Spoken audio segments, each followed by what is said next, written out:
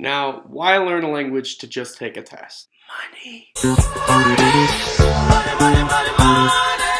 So unlike most other CLEPs, the language exams have 2 scores that you can take. Now the lower score on all 3 exams is a 50, which equates to about 6 credit hours, or in other words, 2 college classes, at the same price as 1 CLEP test, which is more than a tenth of the normal price, so you're probably going to be paying about 1/20th of a college course for getting the lower score. Now the upper scores are different in each one. French is 59, German is 60, and Spanish is 63. Now if you happen to get this score, that is 12 credit hours, or the equivalent of about $13,000 worth of the in-state university. In other words, you're paying about 108 times less money than at a normal college course. So just so you know, all 3 exams are formatted in the exact same way. The first part is listening comprehension to normal everyday conversations. This part takes about 15% of the exam, and there's no more than 3 back and forths. Now the only downside with this section is that you really have to listen. They don't have extra wording or anything like that, and the multiple choice answers don't actually have words underneath them. You just have to hear what they say. Also, if you miss something, you can't actually repeat the same question, so pay very close attention. Just for example, here is a sample question in German. Ich bekomme immer wieder diese Kopfschmerzen.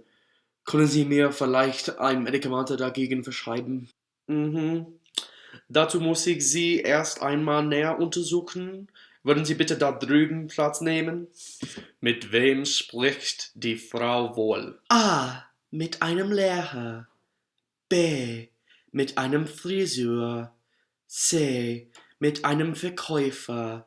D. Mit einem Arzt. If you speak German, the answer is D. Now, of course, for the test, you won't get the visual, but you get the idea. Also, something they do that I really can't do as well is that they alternate the voices between male and female. It just basically helps you tell the difference between who's talking. Now, the next section is about just as difficult, except it includes longer dialogues with the added on narratives involved. Now, the words are pretty much exactly the same difficulty. The grammar is about the same difficulty. However, it's too long for me to throw into this video. But if you want to check it out, just go check it out on the CLEP website, though. They have sample questions that you can check out. The next section is about 16% of the exam discussing fill-in-the-blank vocabulary, basically grammar.